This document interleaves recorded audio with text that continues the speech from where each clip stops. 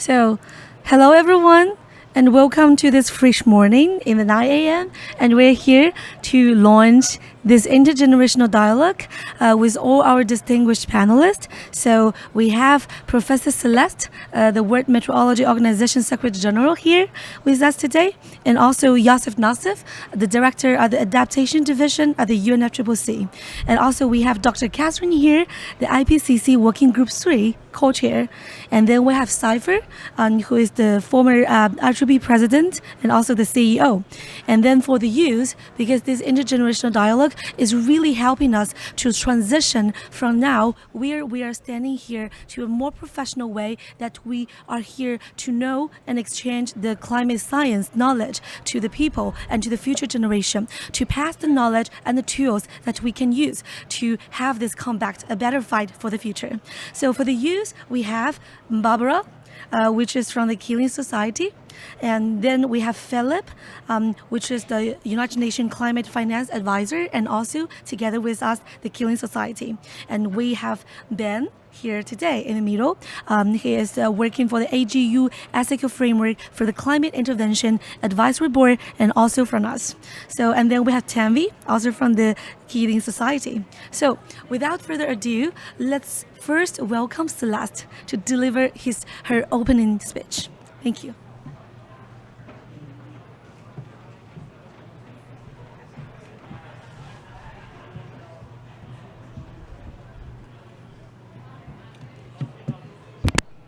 Okay, good morning to everyone.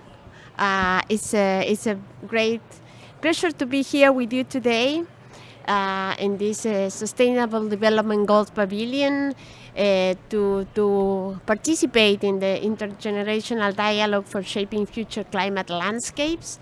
And I would say that today's gathering is more than a panel discussion, but it's a vital place and a space for us to come together to exchange ideas, learn from one another, and share expertise, vision, and ambition to address the climate crisis. Parts of today's discussion resonates strongly with the mission of the World Meteorological Organization to advance science-based monitoring and early warnings that protect communities worldwide through an inclusive, people-centered approach, and I would like to put the emphasis here, people-centered approach. Our commitment to early warnings for all recognizes that the vibrant voice of youth must be heard loud and clear. Recent research reveals that a certain reality for children born in 2021. On average, they are likely to experience 7 times more heat waves, twice as many wildfires, and nearly 3 times more droughts, crop failures, and river floods compared to their grandparents. I have a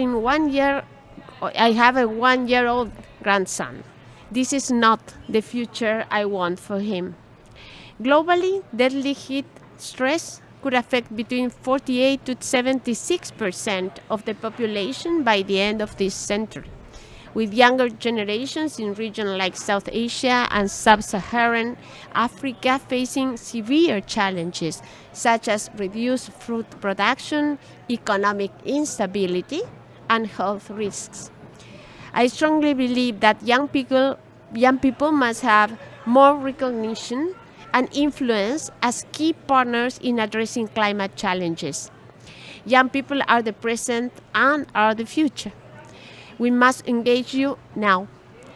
This is why today's intergenerational dialogue is so essential. It calls on everyone, especially older generations and Y generation, to collaborate with and learn from youth. Climate adaptation strategies might be gender responsive, participatory, and grounded in human rights. We need transdisciplinary approaches which promote intergenerational equity and social justice.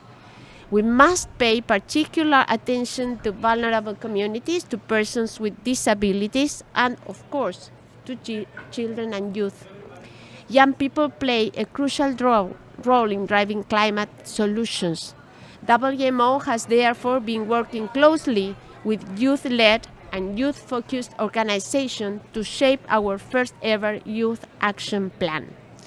This plan is being built on meaningful consultations with regional and global youth organizations and WMO members. Through this conversation, we have identified key areas to strengthen youth engagement, from decision-making, participation, to inclusivity and capacity development. These insights will guide us as we finalize the plan next year, ensuring it reflects diverse perspectives and fully empowers young voices in our shared mission.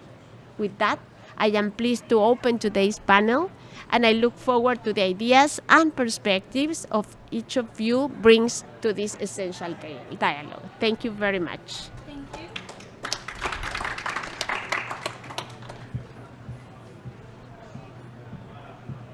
Thank you so much, Professor Celeste, for this amazing opening. And then, so today, as we are diving deeper into the topic, which is carbon and carbon removal as the key topic today. But why? Why we as the future generation, we care about this, we want to start from this and to open the overarching other topics related to climate. So now I would like to Tanvi to give an opening remark from the future generation to see the rationale that we are here from here to begin. Thank you.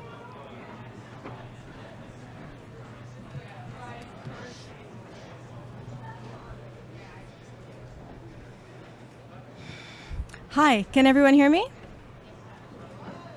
Ladies and gentlemen, esteemed experts, young leaders, and distinguished guests, good morning.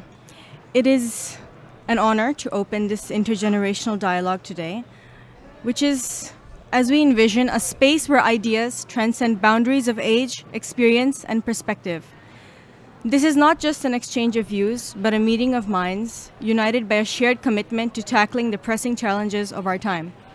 At the heart of today's event is a belief that lies at the core of the Healing Society, that direct interaction with experts is one of the most powerful tools young people have in order to equip them for the future. The Keeling Society, inspired by the visionary work of Dr. Charles David Keeling, is dedicated to fostering science-driven leadership for the climate-conscious generation.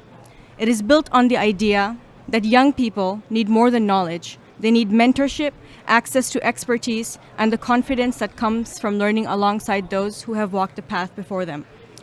As Cicely has mentioned, our first topic is going to dive into carbon dioxide removal. This is a topic that has come up frequently amongst our discussions among youth, but even more pressingly, even within the IPCC scoping meeting in Istanbul earlier this year, where over 16 member states asked for further guidelines on carbon dioxide removal. To start off, I'd like to invite Cicely back again to ask our guests the first question. Thank you.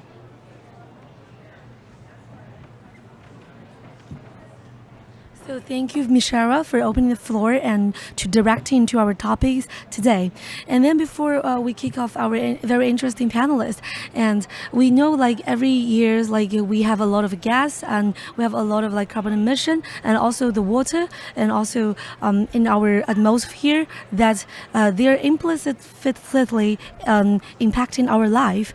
And there are a lot of data that we can use, which is related to our health and also to our daily life quality. So here we know the powers of data, and also we are here, as Celeste has mentioned, about the early warning system. And for the early warning system, we need a more inclusive and sustainable data set. And the data is not just sourced from the public available data, but it's also more socio-economic sourcing with the data that we can serve better for the future generation.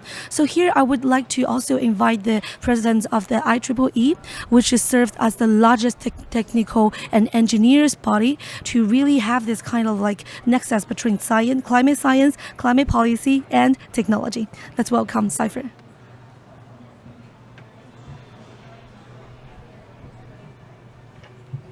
Thank you, Johan. Good morning, everybody. I come from a different direction. I'm a technologist. With that technology, you would not go very far. So question is, WMO, for example, your early warning system. If the people on the ground don't get it, it doesn't matter. So we have the young professionals, the channel, WMO, government and the public. We have 30,000+ members in Y Professionals, 30,000. We are in 190 countries. So this is my offer to you. Use these young people to make sure people on the ground get the benefit of WMO's scientific work. IEEE perspective, we have a very strong climate change program. We have a climate change website, IEEE. We have data on many countries, best practices, and we believe in human dignity. If you look at my business card, advanced technology for humanity. We write papers, but we make sure people on the ground benefit from our work. So my plea to you, all of you people here, use these young people. They're enthusiastic, they are energetic, and they're willing to work so that they can be the channel between supply side and the demand side. So demand is there, but supply is, one word I had mentioned here, Pakistan had a serious flooding 3-4 years ago now. Too much ice melted in the Himalayas. Pakistan is not known for flooding. The river system could not handle that much water. It took 7 days from ice melting to flooding. If government took this connection, they could have told the people move out of the way. They did not. They died. 1,000 people died. A lot of cattle were destroyed. That's my plea to you. WMO is good, but let the government know WMO is coming with this information. But then IEEE has sections in 140 countries, our sections. These are engineers, IT professionals, and even business people. Use us to get the message to the affected people so that we don't lose lives at least. You can bring the property back, you're not getting life back. I believe in human dignity. That's why I'm coming to you to plead for you to use us for the best benefit to the local communities. Thank you very much. Thank you.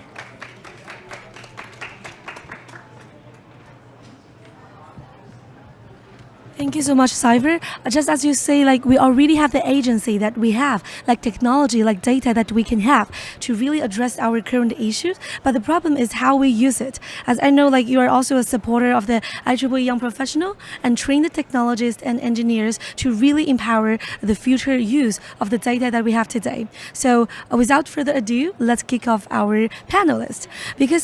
Actually today, as you can see, all our panelists, and we are consists of course the senior expert here. And also we have 3 amazing youths who are using their own expertise to solve the problem that we face today. We are here, we want to propose the same question to each senior expert and also to one youth. So to see how the exchange between their perspective, even to the same question, how would they interpret the same question? So now we begin because we would like to revisit the current existing technology that drive climate change. And often we think this technology are efficient and driving our way, but we do not know what about it will be sustainable in the future. So the first question will be, given current economic, land use and geographic constraint that we encounter today, how realistic is the large deployment of the carbon dioxide removal technology like the DACCS and CCUS and also the BECCS in mitigating the CO2 today? And what advancement in the CO2 monitoring are essential to validate and support this technology in achieving the measurable and impactful reduction? So maybe first we'll go to Catherine to answer this question first from your IPCC perspective. Yeah, thank you so much, and thank you for having me here. Hopefully the microphone is working. Excellent. So as mentioned, I'm a co-chair of IPCC's Working Group 3, so I'm going to speak from some of the findings from their most recent report, which came out a couple of years ago. And what first I want to say is that the IPCC's mandate is to provide a policy-relevant but policy-neutral assessment. So our job is to assess the scientific literature and to provide information that can help policymakers understand the options they're considering. But we don't give them direction in what to do. We instead try to provide the information they might need to understand what's happening and what they're considering. So with respect to carbon dioxide removal, what the IPCC focused on was partly what the role of carbon dioxide removal could be. And in the near term, that might be limiting the level of emissions. In the medium term, counterbalancing hard to abate sectors so you could reach net zero CO2 or greenhouse gases. And then in the longer term, carbon dioxide removal is the only way to achieve net negative carbon dioxide emissions as we know now. But carbon dioxide removal is an umbrella term that captures many different methodologies, and they all differ in terms of economics, land, and other considerations. And so one of the things we did was look at these different options and methods and look at how they varied in terms of maturity, cost, effects on biodiversity or land, and they are all very different. So some of these, like direct air capture, is very expensive today, but it has less effect on land or other factors because it's an engineered solution. It also stores carbon for very long time scales, tens of thousands of years. There are other options that are different in that, so they might be more mature now. We do reforestation and improved forest management are the widely practiced carbon dioxide removals today, but their time scale of storage is different. And the last thing I'll just say on this is that it's not just the method, it's also how you implement it. So in terms of bioenergy with carbon capture and storage, it depends on what the feedstock you're using is, what you replace. So it's different if you replace forest versus degraded lands, and how you manage it in terms of the effects it might have. But again, as the IPCC, our job is to help understand what these options are and provide that information to policymakers so they can make informed decisions. Thank you so much. And then, so we come to Celeste, because like when we are using the technology and we need to monitoring like the CO2. So what advancement in the CO2 monitoring are very essential to validate and support this technology, just like Catherine has mentioned, to make it more measurable and impactful reduction. Thank you. Thank you very much, and I will complement what Kathy already mentioned in terms of what is our role in this arena. And the WMO has been coordinating observations of greenhouse gases in the atmosphere since 1975. And we can see the changes that we have experienced in this time. One of the most popular observatories, which is Mauna Loa, now shows 51% above the pre-industrial era. That is what WMO brings to this dialogue. But the problem is that not all the emissions, CO2 emissions, stay in the atmosphere. Above around 30% are uptaken by the terrestrial biosphere, and 20% or more, 25% is taken by the ocean. So as a result of what is uptaken by the land and what is uptaken by the ocean, you have a plus and a surplus of CO2 in the atmosphere, and that is what we are experiencing. The global emissions of CO2 are 37 gigatons per year, and the biosphere is removing 11 gigatons of that. So what we can see, of course, is that certainly it's not enough. It's that this balance cannot be closed easily, and using any of the CDRs or carbon dioxide removal methods, according to a recent report, only 2 gigatons per year can be removed. So you have a plus of 37 gigatons. You can remove only 2, and well, up to now, as said by Kate, most of the conventional methods are tree planting. So what we see is that to achieve the goals of Paris Agreement, we will need to remove 7 to 9 gigatons. That's 4 times what we've been able to remove up to now. So we need to scale all the strategies we have in place. And the other point is about the current methods for observing that we have in place. And it's very difficult for us to, with the existing network, to understand how effective are these CDR methods locally, because we have global estimates, but we don't have local estimates of how this is uptaken and what are the local balances. And so we need to increase the observing system to understand whether these policies are effective or not. Because if we have these global estimates that we have in place, this is not enough to really assess the effectiveness of CDR's measurements. So I think that this is our recommendation today. We are following and offering all the data that we have available, but when it comes to measures to really change the balance, we need estimates at the local level to see how effective they are. Thank you very much. Thank you so much, and for reading the questions about the local balancing of this one.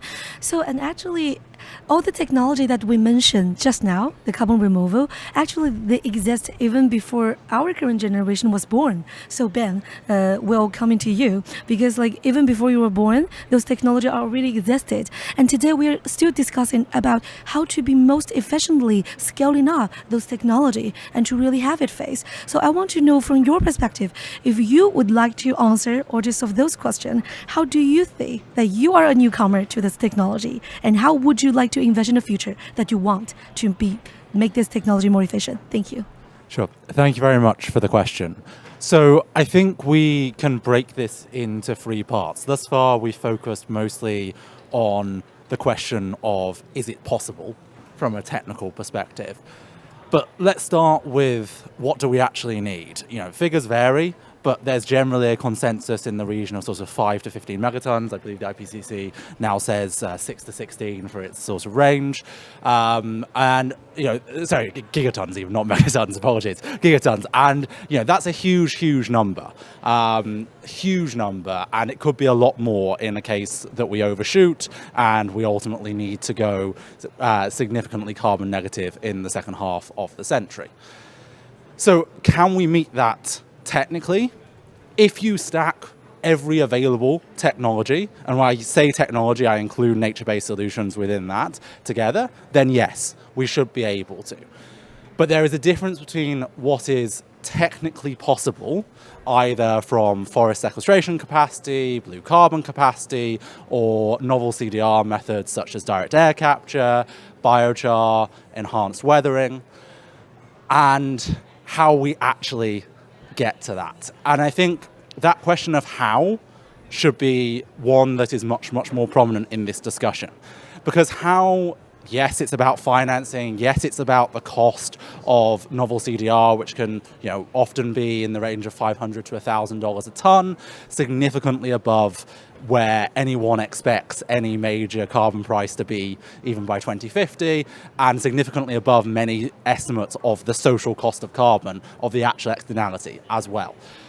But it's also about the political will. And I think to your question about this generation, one of the things that really concerns me among young people is firstly a lack of awareness of carbon removal, but secondly within the environmental movement, a skepticism, a general reluctance to embrace things that will ultimately be necessary. Now, these technologies are imperfect. There's no perfect solution, and it is right to have a healthy level of skepticism, and young people should be holding project developers, investors, and buyers to account. But at the same time, we need a generation of young people who are going to lead on the development of these technologies, on the implementation of nature-based solutions, and ultimately making things work, whether that's protecting human rights safeguards, whether that's ensuring environmental integrity. Young people are going to need to embrace the carbon removals industry. Without them, we have no chance of meeting the need, meeting that 10 gigatons or so that we ultimately need to get to. Thank you so much, and bring this very, very critical views on this kind of how we are going to do them on the 3 stage that we often ignore. And actually, you mentioned about we need to have this kind of reluctance, and we need to stay the skepticism about the current things. But the awareness is through the data sharing and also the knowledge building. So And actually, we talk about technology and the very hardcore and physical science part, but actually, the physical science has informed us a great deal about the risk of the climate change. But for decades, we have heard about the risk of the global warming and passionate of the place of scientists like Carl Sagan and John Hassan. But as we foray into the chapters of the finally incorporating this place into our larger economy and the social science and policy take a big role, we need to revisit about those existing or tested technology. So my next question will be, what are the technical and social hurdles or obstacles that in creating those standardized climate warning system like WMO's early warning system for all and accurate climate forecast modeling for global applicability? So first, I would like to go to Celeste to answer this question. Okay, thank you very much. Well, we are speaking now about adaptation because we are actually there, and we have seen so many examples all over this year and all over the world. No, that I don't need to introduce what is happening. With the early warnings for all is a really an initiative that will help us adapt better in the end. And of course, it has challenges. Yes, it has challenges because in order for an early warning system to be in place, and I put the accent on system, we need many players working together. And when I say many players, say what we call pillar one, which is the pillar that engage with understanding risk. If we don't understand the risk that a society is exposed to, it's impossible to help them to be aware and be prepared. Then you have the second pillar, which is more related to the WMO core mission. It has to do with improving the measurements, the quantity of measurements we have, and with that we can improve, of course, the forecast we provide, and also translate this forecast into what we call impact-based forecasts. It's not what the weather will be, but what the weather will generate to you, how it will impact to you. And then it comes to the third pillar, which is the communication pillar. It's not only about providing connectivity to everyone. You know that many countries in the world are underserved in terms of connectivity, but it's also about reaching them in terms of social communication, what it really matters for them, how we can explain what will the impact will, how will they be affected by a hazard, by a natural hazard. And then it comes the fourth pillar, which is recovery and response, and it's more on the Red Cross kind of field activity, where you need to really help people to be prepared, to be responsive, and then to recover from whatever could have happened to them. So we are moving forward, trying to connect at the institutional level and international institutional level, but in the end, you know, this is a local action. So moving from global to regional to local action, we need many chains to be covered, you know, and here again I see a role for all the society in general, but for the youth in particular. Being so active, so engaged is something that we need to bring to this table in order to understand and also use the ability of the younger generation to handle information, to have quick reaction also. So these are, I would say, attributes of the younger generation that could be very helpful at the time of really having effective early warning systems. So we need, of course, because you need to know what to do when a hazard is in place, and certainly this training has to be tailored to different audiences, including children. They need to understand how they can protect themselves, and we have many nice examples where we, not the WMO, but the Met services, been able to educate the children, and the children were the ones leading the response. They were saving their parents, because of their awareness and their early action. So for me, we have a huge opportunity for the WMO. That's why we want to engage more and more with younger generations, because we are sure that we have many possibilities to really increase the effectiveness of early warning system. Thank you so much. Thank you so much. And actually, you mentioned about like how the children they can save their parents, and this is actually what we would like to have this conversation and to listen to your voice, your experiences, and also to take the nursing lessons that we have, and also to build our own community. So, and now I will come to Yosef. Also to this, especially the social hurdles, as you are definitely in fierce communication with the negotiation and also the future agenda towards the climate adaptation. So the floor is yours. Well, thank you, Cecily. And I think in terms of early warning systems, as Celeste said, as you go from global to local, the context suddenly changes. There's so many different things, and just looking at the floods in Valencia recently, and before that in the R Valley a couple of years ago, there was a breakdown and a failure at multiple levels. And when you see that some of the most developed countries are facing that, can you imagine how it is in more vulnerable and poorer countries? So one of the aspects is definitely communication, where even if the Met services have provided local government with information of an impending hazard, the communication, at least in the case of Valencia, was delayed several hours before people were told to evacuate. In the R Valley, there was no concrete evacuation plan in place. So even when you had the results of the early warning, it wasn't clear what should happen. But then you get into a bit of a cultural and maybe psychological aspect of things.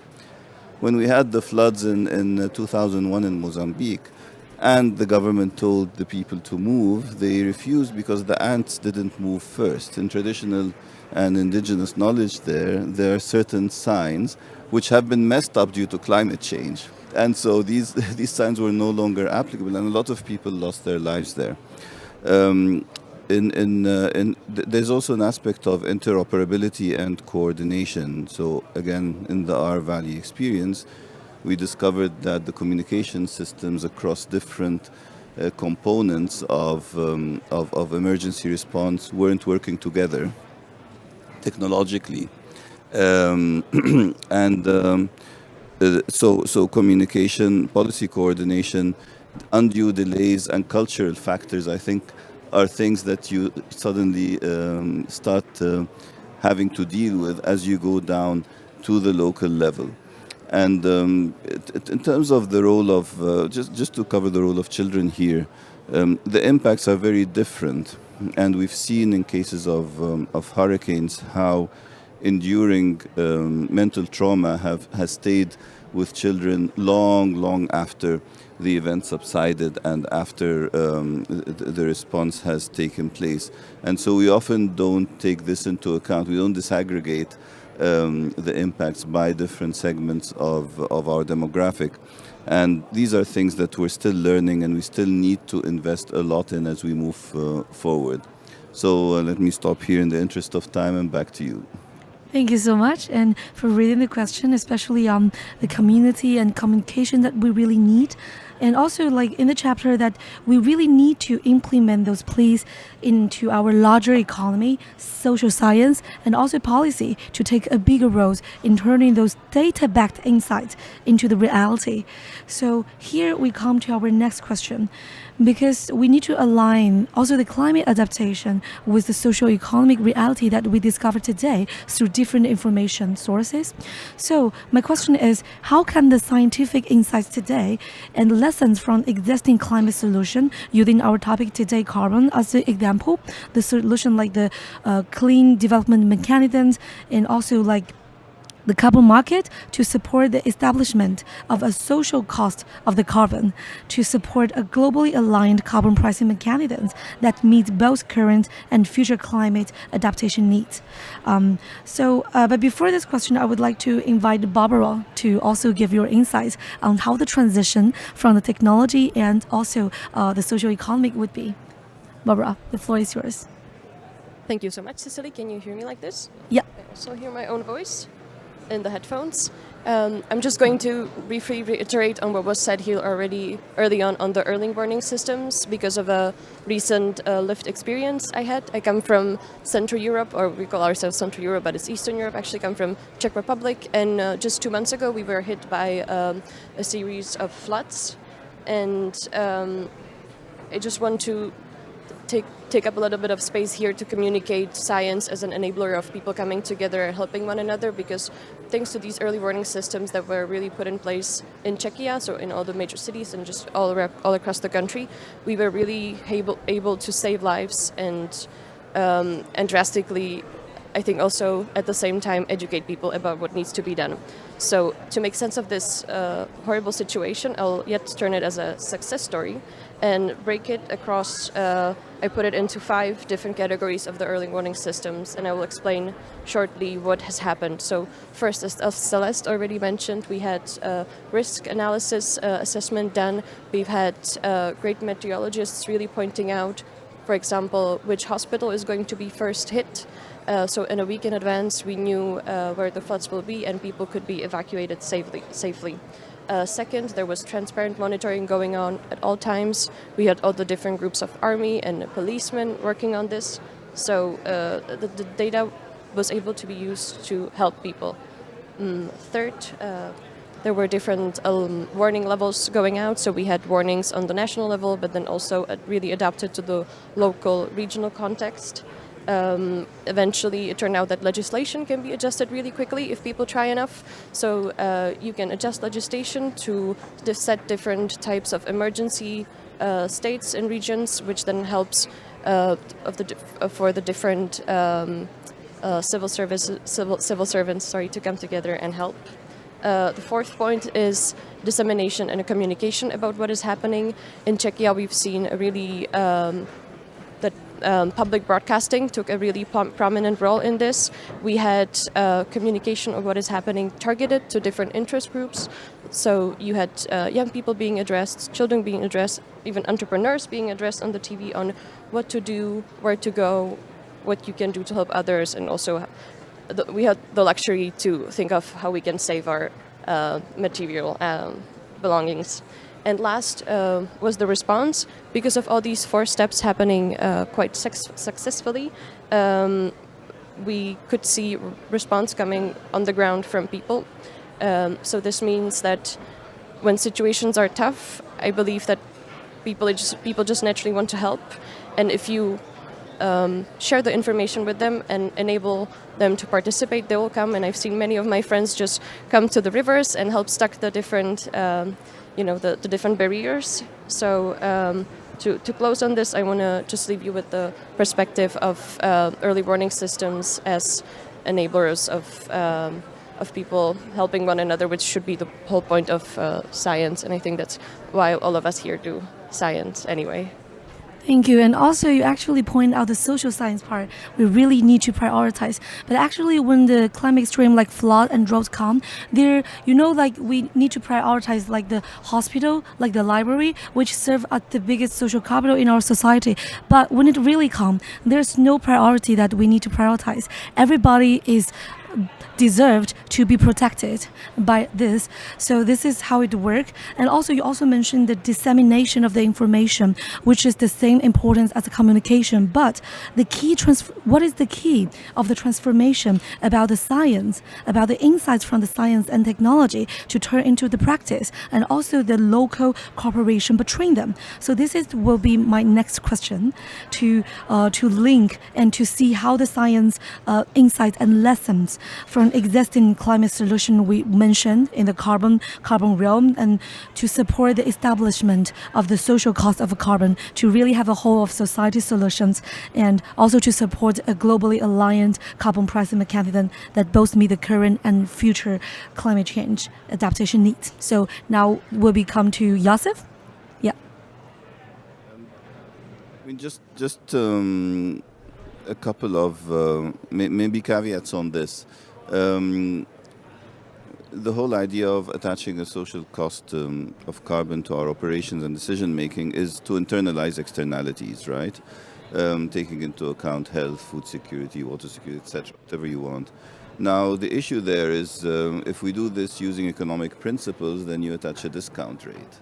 You attach a discount rate that's already throwing intergenerational equity out the window, because it means that you're prioritizing today's losses and gains over tomorrow's losses and gains. But that is deeply ingrained in today's economic theory and also in how our politics work, because you have limited duration electoral cycles. So that's one caveat in trying to do this. It's a very good idea, but one has to figure out how to do it without disenfranchising the future. The second is the notion of monetization. Can everything be reduced to a dollar sign? Some of the aspects of the components of the social cost of carbon may not be easily monetizable into dollar signs, or they can, but then the number after the dollar sign will be different if you are a bank versus if you are a person who has cultural attachment to this piece of land that might be vulnerable. So we have to take into account all of this. So on the surface, it's a great idea and makes a lot of sense, certainly more sense than not internalizing externalities, but the devil is in the details. It can actually be implemented in a way that ends up being not very good for future generations. So I just wanted to put this on the table. Thank you. Thank you so much. And then we'll turn to Catherine. Yeah, thank you. And I think what I want to do is sort of take a step back and talk about what social cost of carbon is. And so it is an estimate of the monetized damages, as Yusuf said, for an additional emission. So it's not the total damages, it's just for an additional ton of emissions. And because of that, you'll get a different value for social cost of carbon if you're going from 0 to 1 gigaton than if you're going from 50 to 51. And so I think that's something to keep in mind. And it's often used in policy, as Yusuf said, to internalize these externalities, and often in things like regulatory decisions. So you want to capture the fact that there is an effect by changing carbon emissions, and so you can use this as a way of internalizing that. But there are a lot of challenges to it. As Yusuf mentioned, monetizing some elements of damages are pretty amenable to it because there are a market for it. We can estimate the cost. Other things are more challenging, so impacts on human health or biodiversity. Economists have spent a lot of time thinking about how can we monetize that, but they're imperfect. And then I think other thing, when you're reducing everything to a dollar value, you will you could lose distributional impact. So there might be cases where some segments of the population, benefit, and some have a cost, and that will be counterbalanced in an indicator like that. And so when we in the IPCC, when they talked about this sort of concept, they also mentioned it alongside other decision-making frameworks like risk. And then similarly, there's other ways of estimating a carbon price. You can actually use economic models and look at, well, if I want to limit warming to 1.5 degrees or 2 degrees, what would a carbon price need to be to get there? And so we look at all of those different decision-making frameworks and talk about them all alongside each other, because they're all trying to get at the same question, but by differences in methodologies, you will get different answers, and we have to look at those together. Thank you so much. And so now we would like to fill it, to express from your perspective when you're newly in this ground. Thank you. Absolutely. I just wanted to kind of highlight what impact these methodologies ultimately have on the ground and what social and socioeconomic benefits they can have to the communities that they're ultimately serving. In terms of, we've all seen what happened with the clean development mechanism and some of the issues with it. However, I really want to highlight, as somebody who has worked previously on the origination of carbon and biodiversity credits, is that we're really not incorporating this into the wider methodology from a commercial perspective, of how can we monetize and how can we ultimately help to bring in not only carbon but also social credits and incorporate the social elements into nature-based solutions and carbon removal projects that originate in nature. So I really wanted to highlight the potential of leveraging technology to maximize kind of the social benefit of these carbon projects. And something in particular we have seen used time and time again is obviously satellite imagery and AI and many other tools which really help us kind of, dig deeper into where we should do carbon projects. However, we have not really seen any integration with the socio-economic elements in terms of what kind of impacts, what kind of ultimately outcomes of the projects are going to result from these projects. So I really want to highlight that using tools such as the UNDP's Futures Foresights mechanism is really an element that can be incorporated into the wider methodology of carbon credit removal projects, and ultimately can really help us, really integrate the social element into this and operationalize, as we said, these methodologies have been creating from a social aspect. As we all know, the social impacts of the additional carbon that is being released into the atmosphere are only going to increase. The costs are only going to increase as we come to many tipping points and as we have more and more CO2s into the atmosphere. So it is really essential that we actually focus in on policy as well, on how can we bring in regulation, and also from a standardization perspective, how can we help standardize some of these carbon projects and also reporting standards so we can have more streamlined reporting, so people who are actually buying the carbon credits can report the social benefits in addition to the CO2 removal benefits. So these are some of the insights that are really kind of from the operational perspective that I really want to highlight. I also wanted to highlight that ultimately internalizing externalities is something that we've been talking about for years, but we ultimately need to commercialize this and work with the industry and work with regulators and policymakers to help bring these externality mitigation mechanisms into force, help them commercialize and help engage the private sector and those who actually want to do good, but also can actually help this make commercially viable. Thank you so much, and also like bringing this very corporate perspective and also the reciprocity between how we are internalizing those externality that creates for us. So, and now we've come to our the final question. It's a general question for you and for you to briefly summary the way forward. So the question will be, how can the government and the non-stakeholders actors navigate the economic pressure while preserving our ecosystems, and which plays a role in the carbon storage, pollution and reductions and supporting the humanity? So maybe we just go from Yosef and then one by one. Briefly summarize this point. Thank you. Let me think. Okay, I'll look at this from an intergenerational perspective, since this is a core issue here. You often hear that we are the first generation to experience the impact of climate change and the last generation to be able to do something about it. But in the end, I think we are the last generation that could have done something about it but didn't. And so as we move forward, we're handing over the problem, exacerbated as it may be, to the next generation. Now, looking at all the solutions available and all the economic factors, cultural, political, etc., I think the first step that should be done, I think, and by the youth of today, the adults of tomorrow, is figuring out what kind of world do they want to live in? What's the visioning for that world? And we talked about the UNDP Foresight tools, as well as there are many others from UNESCO, etc. And what are the values from which we can backcast how to prioritize all these competing factors? There are trade-offs. The more you do in one place, the less you do in the other, even within the SDGs themselves. I mean, you saw the IPCC's 1.5 report said that in order to reach 1.5, you will have to sort of relax your expectations on 3 SDGs. And so this visioning component is what I think is really important in looking forward. Is it a world where we totally prioritize sustainability, but then deprioritize economic well-being to the extent that we are preserving people and planet?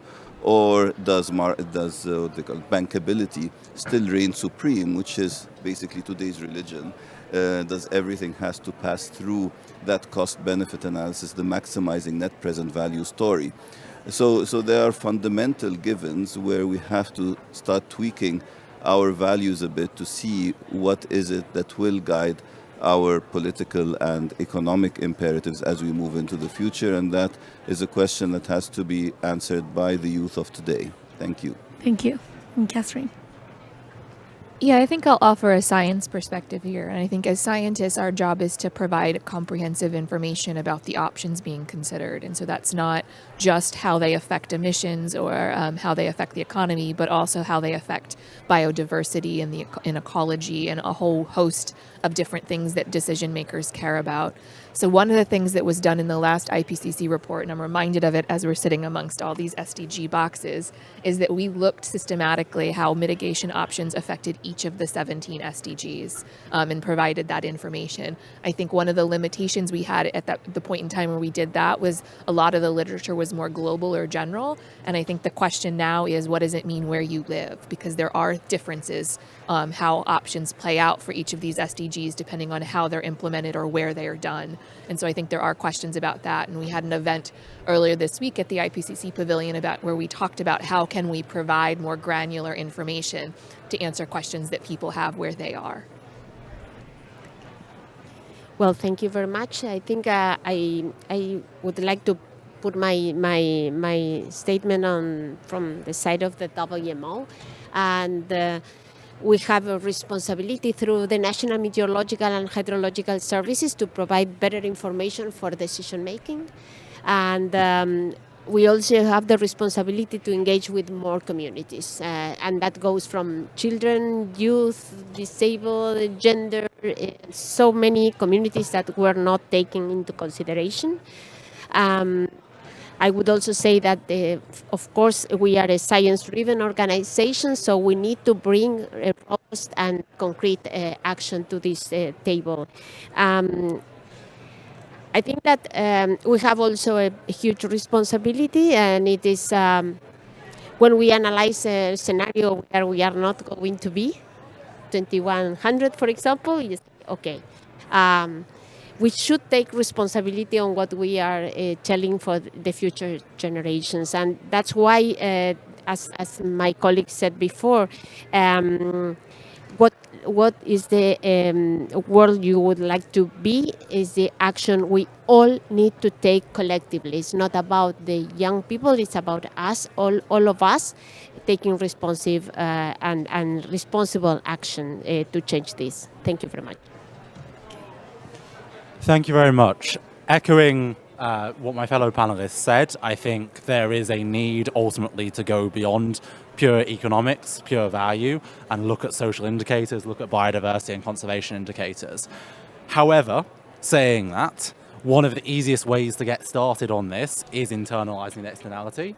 And whether you agree exactly on what that carbon price is, whether it's $50 a ton, whether it's $200 a ton, whether it's $500 a ton, trying to put some price on that social cost of carbon, having that factored into investment decisions, having that factored into strategic decisions, particularly in the private sector, makes a real difference. If you can move these decisions from the preserve of ESG, from preserve of a cost center, to an investment or financial decision, a CFO, a CIO, that makes a real difference because suddenly climate is actually factored into a long-term investment decision. It's part of a profit center.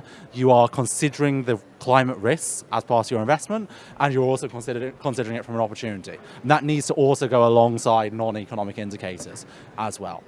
Ultimately, we need to build a participatory model where you have young people ready to step up and actually getting involved at an early stage through corporates, through non-state actors, and actually being brought on board with this mindset of wanting to change things and considering climate as a key part of any decision, whether that's in business, whether that's in government, whether that's in non-profit. Thank you. Still have time? Yeah. Just quickly. Then Take your time. I'll just end with a quick call for action. Bye-bye. We know that climate solutions work, and we know that they're better for people and the planet, but yet when we look at where we spend our money, we find that we're financing the opposite. We're financing a climate crisis and internal destruction, and well, just not the best things. Not the best.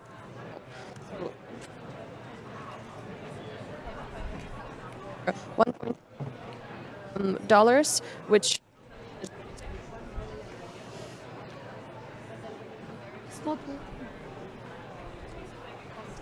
fossil fuel subsidies. Thanks. When you look at how much we contributed to fossil fuels through direct and indirect subsidies, this was more than 5 times this number. So while we want to work on making a better future, for me this is the only world I want to live in. We are still financing quite the opposite. And one way we can all contribute to shifting this is to just ask our pension funds, our banks, where our money is. We can ask them to redirect our money towards, for example, Paris-aligned benchmarks, really advocate and ask them to divest from fossil fuels, because unless we divest from fossil fuels in the very few years, we'll have way too much to worry about in our not a effective way to end it here. Thank you. Yeah. All right, I'll be short. In terms of what we need for next steps, I really believe that policy is crucial, but we need a policy that will enable an environment where ultimately we have a broader scope of metrics that we're looking at, but we also have targeted action. And this is something that has not happened thus far. Targeted action that enables and ultimately benefits communities and helps us remove carbon in a socially economic, compliant and beneficial way. Thank you so much, and for this very brief summary. So finally, and thank you everyone for coming this one. But before we end, I would like to invite Yosef Nafsov to give a final closing remark. Thank you.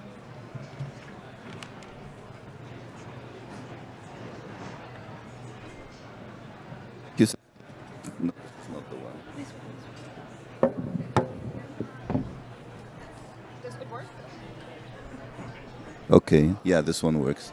So thank you everyone for being here. This event has been very interesting because it's covering so many different things. We talked about carbon capture, we talked about social cost of carbon, we talked about early warning, and I think the idea here is that there are so many policy and technological instruments that are available, and there are so many trade-offs as well that are available between all the options that we have forward. We are heading for a post-industrial revolution era and haven't yet defined what that means. So we're saying we're transitioning away from fossil fuels, but towards what? Yes, it's a decarbonized world, it's a world with renewables. How do we get there? How do we land that? How do we land it while noting that the technological ecosystem is changing considerably with AI, with big data, with the Internet of Things? And how do we land there without creating a new set of inequalities and just say, oops, now we're 2030, we've solved the whole SDG thing and achieved them all, but we have these 20 new problems that we have to deal with, that the youth will have to deal with in the coming generation. So again, going back to visioning, going back to thinking very clearly as to where we're going. We're cleaning up the oceans, that's great, but in parallel we're littering space. So there's a lot of blind spots that will become less blind as we move forward, both in terms of dealing with climate change, which should not be considered as a siloed issue. And just by way of a final note, not very positive, go back and read the Stockholm Declaration of 1972. Very similar to everything we're talking about today. It's the world consensus was that we'd move towards sustainability back then, and yet we are still where we are. Since the Paris Agreement, $6.9 trillion have gone into fossil fuels. So there's always that distinction between promise and intent and action and implementation, and these are things we need to bridge. Things look great on paper, but then when it comes to really doing it, we have to make a very different type of effort and change mindsets and change worldviews. So thank you very much. Thank you, Wuhan. Thank you, everyone. Thank you to the audience, and see you soon. Thank you all so much for coming. And if you would like to stay in touch, you can talk to Cicely and she'd be very happy to help you out. Thank you.